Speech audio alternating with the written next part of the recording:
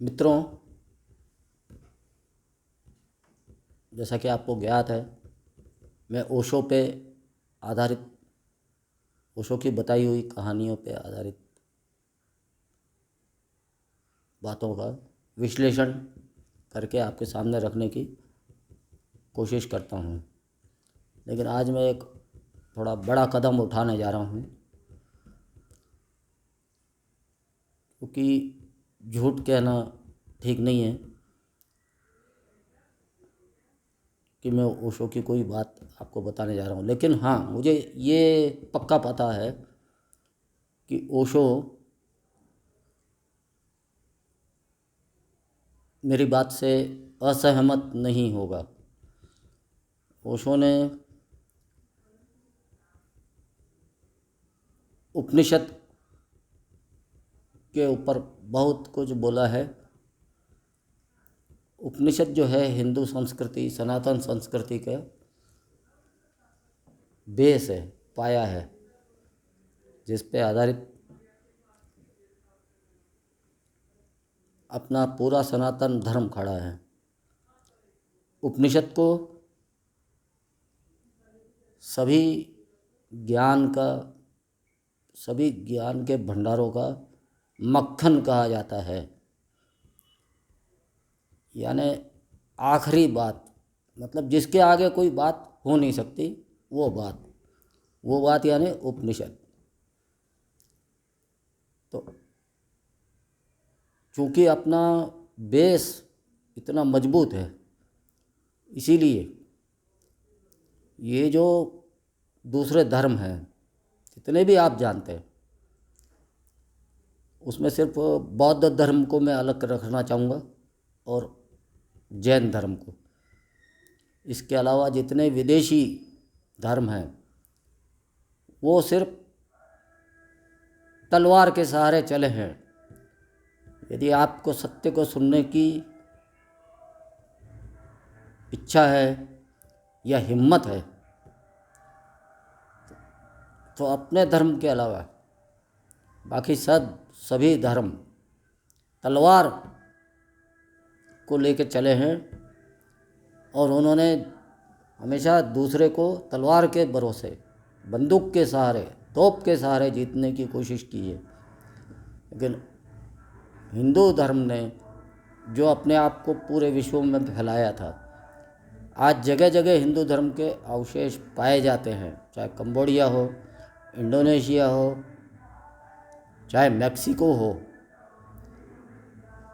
मतलब सुदूर तक हिंदू धर्म जो फैला है वो बिना तलवार के, सिर्फ इस बात पे कि सुसंस्कृत होना क्या होता है, विचार कैसे साफ होते हैं और प्रेम से कैसे जीता जाता है, ये है ख़ास बात।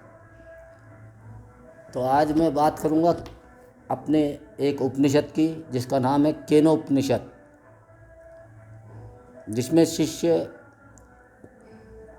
गुरु से सवाल पूछता है कि केन किस प्रकार, केन यानी किस तरह से।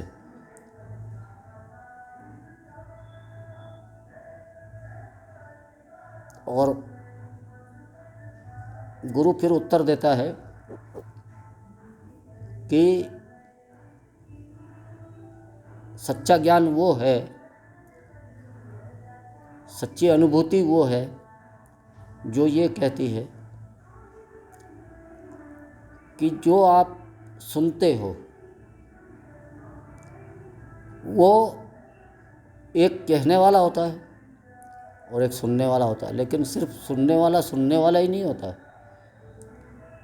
वो जो सुनता है वो अपने पार है, कहीं अपने से पीछे है, कहीं वो सुनता है। जो देखे हुए को देखता है, सुने हुए को सुनता है, वो जो पीछे बैठा है ध्यानस्थ, वो है सच्चा ज्ञान। ये अपना केनोपनिषद अपने को बताता है। तो उसकी एक छोटी सी कहानी आपको, उस केनोपनिषद में इतनी बड़ी ज्ञान की बात बताने के बाद एक कहानी बताई जाती है कि वो जो परमेश्वर है, जो सबका अधिष्ठाता है, वो एक बार यक्ष का रूप लेकर के अग्नि, वायु और जल, इन तीन सबसे बड़ी शक्तियों के सामने यक्ष बन करके खड़ा हो जाता है। और जैसा कि आपको विदित है कि अहंकार जो है वो ज्ञान में बाधा है। वो किस प्रकार वो साबित करता है। वो यक्ष बन करके इन तीनों शक्तियों के सामने बैठ जाता है, आ जाता है और पूछता है, एक तिनका सामने रख देता है, तिनका, और जल को कहता है कि तुम्हारी क्या शक्ति है। तो कहता है मैं सबको बहा सकता हूँ, जल प्रलय कर सकता हूँ, बहा के ले जा सकता हूँ सब चीज़ों को। तो उसने वो तिनका उसके सामने रख दिया, बोले इसको बहा ले जाओ। उस जल नाम की शक्ति ने अपना पूरा जोर लगा दिया उस तिनके पे, लेकिन उसको हिला तक नहीं सका वो। उसके बाद उसने अग्नि से कहा कि आप क्या कर सकते हैं। उसने कहा मैं सबको जला कर राख कर सकता हूँ। तो उसने कहा ये तो तिनका है, ये लो इसको जलाओ। अग्नि ने अपना पूरा जोर लगा दिया, लेकिन तिनके का बाल बांका नहीं हुआ। फिर वायु से कहता है, वायु कहता है मैं सबको बहा ले जा सकता हूँ, इधर से उधर कर दूंगा मैं। तो उसने कहा ठीक है, इस तिनके को तो उड़ा दो। उसने अपना पूरी ताकत लगा दी, लेकिन उस तिनके का कोई बाल बांका नहीं हुआ, वो तस का मस नहीं हुआ। वो समझ नहीं पा रहे थे कि ये हो क्या रहा है। तीनों शक्तियाँ सोच नहीं पा रही थी।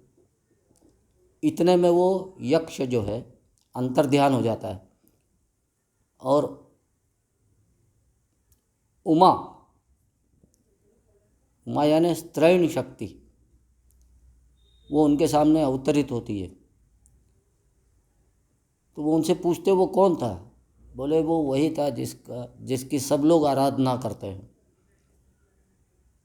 जो सबके पार है, वो तुम्हारे सामने खड़ा था अभी। तो इस प्रकार ये कहानी